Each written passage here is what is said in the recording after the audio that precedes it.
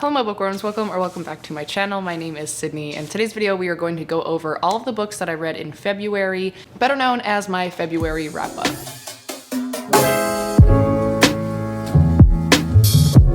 So hey, what's up? How are you? I hope you're doing well. Thank you so much for being here and hanging out with me for a little bit. February is kind of a mixed bag. I decided to mood read partway through because of one book in particular, and if you follow me elsewhere, you kind of know which one it is, but if you don't, then we will get there. Two of these books are in secret reading vlogs, and another one has its own dedicated reading vlog, so I will kind of go over the gist of those, of how I feel and things like that. We have 6 books to talk about, but before we talk about them, I want to thank today's sponsor, which is Book of the Month. Book of the Month is a super popular and fast-growing online book service for readers. Their mission is to support new and emerging authors and find books that we as readers will love. Every single month, the Book of the Month team vets hundreds of books to create a curated list, which is now up to 7 books. They changed it from 5 to 7 books a month that we as readers can choose from so that we could spend less time researching and more time reading. My favorite thing about Book of the Month is that it has a no hassle, no charge, skip free policy. So if one month you're not vibing with any of the choices, then you can just skip that month. You won't have to pay a dime and your membership will just pick up again the next month. That being said, you can use my code BOOKWORM to get your first box for $9.99. Cute little side note is that Book of the Month is only shipping to US addresses at this time, but it is the place to get the highest quality hardcover back book for $9.99. Again, using my code BOOKWORM. So very quickly, I wanted to kind of just go over the 7 books that are a choice for this month in March, and then we will get on into the rest of the video. The first book on the list this month is The Paris Apartment by Lucy Foley. Meet the residents of number 12, Rue de Amante, a beautiful old apartment building in the city of light. The socialite, the nice guy, the alcoholic, the girl on the verge, the concierge. Everyone's a neighbor, everyone's a suspect, and everyone knows something they're not telling. See you in Paris.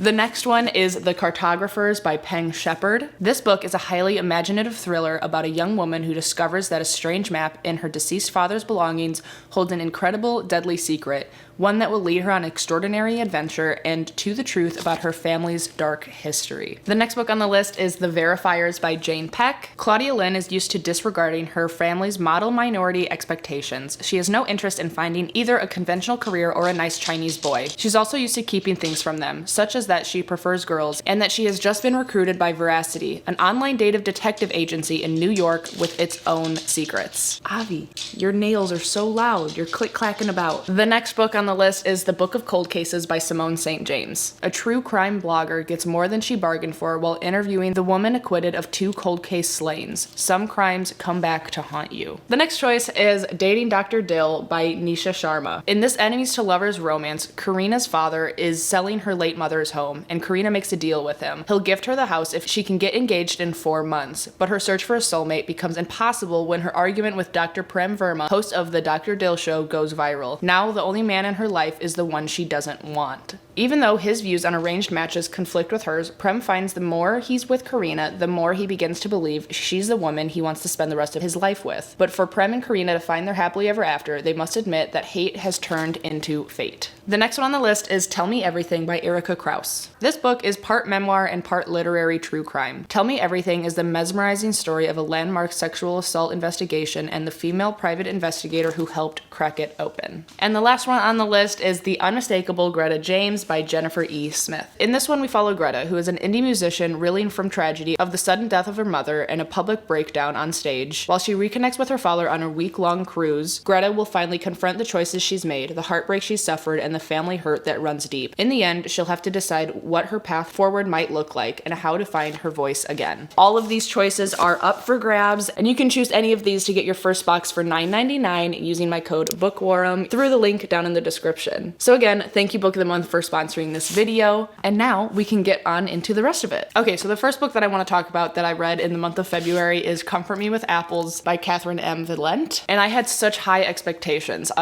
It's so short. I was super excited about that. I felt like it was going to be super unhinged, and the first half of the book I thought was really cool. I was really vibing with it. I thought it was super weird, definitely a little bit creepy, but once I reached that halfway mark, I could tell exactly where it was going, and I was hoping that there was going to be some extra plot twist that made me feel something.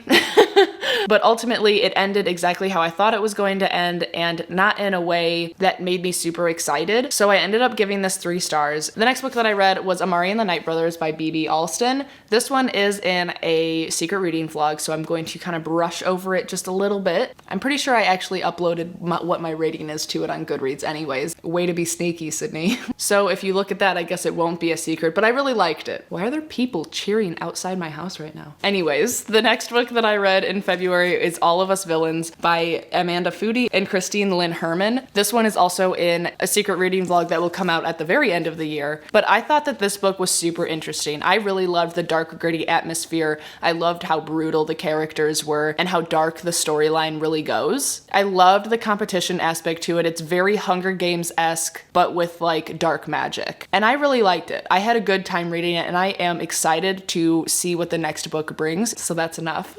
The next book that I read, I technically finished yesterday, and it was like March 3rd or something. And when I count like how many pages I read in February versus March, I'll split it up between the 2 months, you know? But I just want to talk about it in this video just because I have it here and that's what I'm doing. But the book is 7 Days in June by Tia Williams. This book, it was phenomenal. I was not expecting to feel how I feel about it. I was excited to read it, and I had a feeling that like I was going to really enjoy it because the synopsis sounds phenomenal. But there are definitely some trigger warnings in this book that I was not ready for, and I definitely did cry at them. So just so you know, there are trigger warnings for sexual assault, drug addiction, and self-harm. And I just wasn't ready for it. I didn't know how like on page some of those things were. So keep that in mind.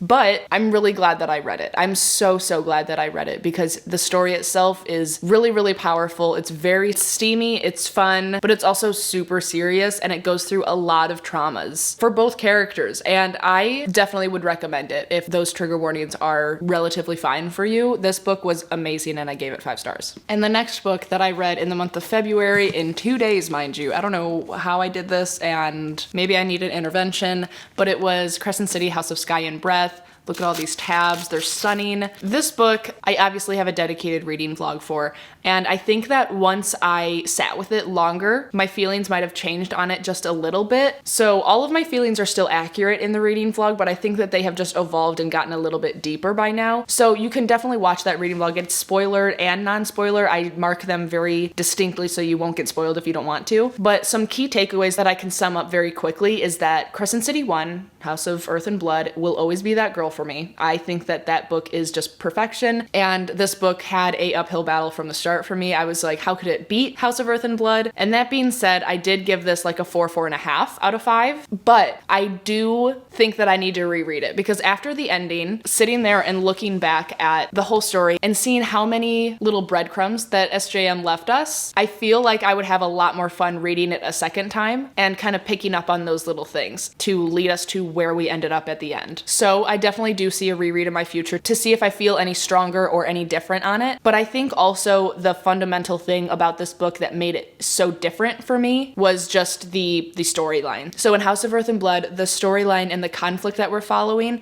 was just a lot more interesting for me than this one, in which we're following kind of like the rebellion. And all of that is good and well, and I still thought it was interesting, but I think that the murder and, you know, demon-esque stuff that was going on in book 1 was just super exciting, and I thought it was just a little bit more top tier for me and what I enjoy. Was it still fabulous? Yes. Do I know exactly how I feel about it? No, I don't, because I think I need to reread it to appreciate it a little bit more. So I'm gonna stick with like a 4.5 out of 5 because that's how I feel about it right now, but that is subject to change. Honestly, we'll see. After House of Earth and Breath, I am sorry, House of Earth and Breath, House of Earth and Breath is when I decided to mood read. So all of the other books that I had on my TBR, I did not get to.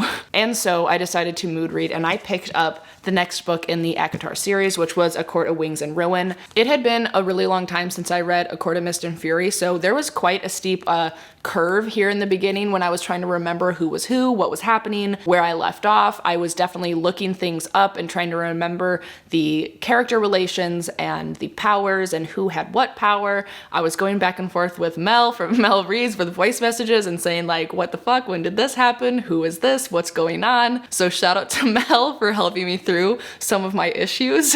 But all in all, once I kind of got back into it and remembered, you know, what was going on and where we were, I had such a great time. I really loved the progression of the story in this book, and I loved how high the stakes were and all of the battle scenes. It was really good. I had a great time reading it, and it was one of those times where when I wasn't reading it, I was just thinking about it all the time and wanting to sit down and finish it. So I think that I would give it maybe like a 4.5, maybe round up to 5 on Goodreads. All of the developments in the characters that we were getting, especially the new characters like Elaine and Nesta that we were seeing more, and coming back to old characters, like it was really good. Really liked it. Had a great time. And so these are all the books that I read in the month of February.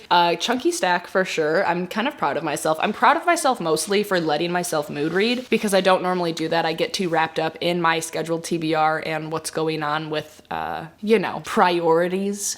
So all in all, I had a pretty great reading month. Let me know what your favorite book was of the month last month. And if you are still watching, leave the blue heart emoji as well. Don't forget that you can use my code BOOKWORM to get your first book of the month box for $9.99 using the code in the description. And while you're checking it out, don't forget to subscribe and like the video. I always appreciate your support. And of course, be kind to one another and happy reading. Bye.